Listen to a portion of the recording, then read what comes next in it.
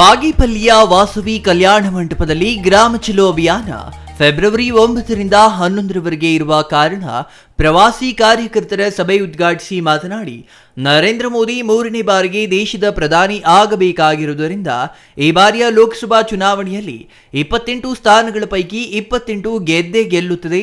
ಆದ್ದರಿಂದ ಕಾರ್ಯಕರ್ತರು 10 ವರ್ಷಗಳಲ್ಲಿ ಪ್ರಧಾನಿಯವರ ಸಾಧನೆಯನ್ನ ಪ್ರತಿ ಗ್ರಾಮದ ಪ್ರತಿ ಮನೆಗೆ ಮುಟ್ಟಿಸುವ ಕೆಲಸವನ್ನ ಕಾರ್ಯಕರ್ತರು, ಪ್ರಮುಖರು, ಬೂತ್ ಸಂಚಾಲಕರು ಮಾಡಬೇಕಾಗಿದೆ ಎಂದರು. ಈ ಬಾರಿಯ ಪಾರ್ಲಿಮೆಂಟ್ ಚುನಾವಣೆಯನ್ನ ಗಂಭೀರವಾಗಿ ತೆಗೆದುಕೊಳ್ಳಬೇಕು.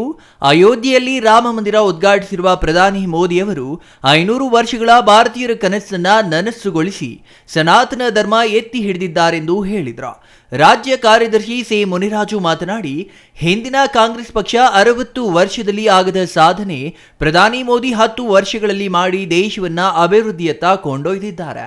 ಲೋಕಸಭಾ ಚುನಾವಣೆಯಲ್ಲಿ ಬಿಜೆಪಿ ಕೇಂದ್ರದಲ್ಲಿ ಮತ್ತೆ ಅಧಿಕಾರಕ್ಕೆ ಬರಬೇಕಾಗಿರುವುದರಿಂದ ಕಾರ್ಯಕರ್ತರು ಮನೆಯಲ್ಲಿ ಮೈಮರೆತು ಕುಳಿತುಕೊಳ್ಳಬೇಡಿ. ಪ್ರತಿ ಬೂತ್ನಲ್ಲಿ 60% ಮತ ಸಿಗಬೇಕು. ಯಾಮಾರಿದ್ರೆ ಮತ್ತೆ ಭ್ರಷ್ಟ ಕಾಂಗ್ರೆಸ್ ಅಧಿಕಾರಕ್ಕೆ ಬರುತ್ತೆ ಎನ್ನುವ ಎಚ್ಚರಿಕೆ ನಿಮ್ಮಲ್ಲಿರಬೇಕು.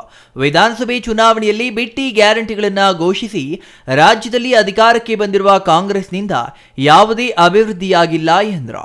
ಪ್ರಚಾರ ಮಾಡೋಣ.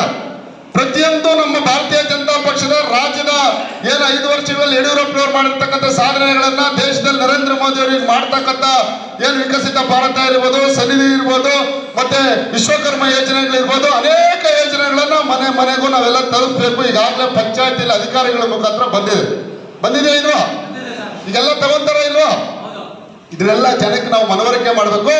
ಈ ದೇಶದಲ್ಲಿ ನಾವು ಇವತ್ತು ಉಳಿಬೇಕಾದ್ರೆ, ದೇಶ ಉಳಿಬೇಕು, ನಮ್ಮ ಹಿಂದುತ್ವ ಉಳಿಬೇಕು, ಜೊತೆಯಲ್ಲಿ ಬಾಗೇಪಲ್ಲಿ ಕ್ಷೇತ್ರ ಅಭಿವೃದ್ಧಿ ಆಗ್ಬೇಕಾದ್ರೆ ನಾವೆಲ್ಲ ಕೂಡ ದೇಶದ ಬಗ್ಗೆ ಯೋಚನೆ ಮಾಡಿ ಇವತ್ತು ಭಾರತೀಯ ಜನತಾ ಪಕ್ಷನ ಪ್ರತಿಯೊಬ್ಬ ನಮ್ಮ ನಾಯಕರು ಇಲ್ಲಿ ಇರ್ತಕ್ಕಂಥವ್ರು ಮನೆ ಪ್ರಚಾರ ಮಾಡಿ, ಯಾವುದೇ ಪಕ್ಷದಲ್ಲಿರ್ತಕ್ಕಂಥ ಬೇರೆ ಪಕ್ಷದಲ್ಲಿರ್ತಕ್ಕಂಥ ನಾವು ಕರೆತಂದು ಭಾರತೀಯ ಜನತಾ ಪಕ್ಷನ ನಾವೇನು 63,000 ನಾವು ಓಟ್ ತಗೊಂಡಿದ್ದೀವೋ ಅದನ್ನ ಡಬಲ್ ಮಾಡ್ಬೇಕೀಗ.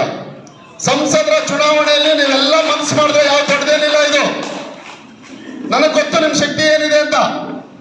ಆ ಶಕ್ತಿನ ಇನ್ನು ಈ ಸಂದರ್ಭದಲ್ಲಿ ಜಿಲ್ಲಾ ಉಸ್ತುವಾರಿ ನಾಗಭೂಷಣ್, ಸಹ ಉಸ್ತುವಾರಿ ವೆಂಕಟೇಶ್, ಬಿಜೆಪಿ ಮಂಡಲಾಧ್ಯಕ್ಷ ಪ್ರತಾಪ್, ಗುಡಿಬಂಡೆ ಮಂಡಲಾಧ್ಯಕ್ಷ ಗಂಗಿರೆಡ್ಡಿ, ಬಿಜೆಪಿ ಮುಖಂಡರಾದ ವೆಂಕಟೇಶ್, ಜಿಎಲ್ ಕೃಷ್ಣಾರೆಡ್ಡಿ, ಲೋಕೇಶ್, ಬಿಎಸ್ಎನ್ಎಲ್ ವೆಂಕಟೇಶ್, ಗೋಪಾಲ್ ಸುರೇಶ್ ಇನ್ನೂ ಹಲವರು ಹಾಜರಿದ್ದರು. Subbu, CTV news, Bagepalli.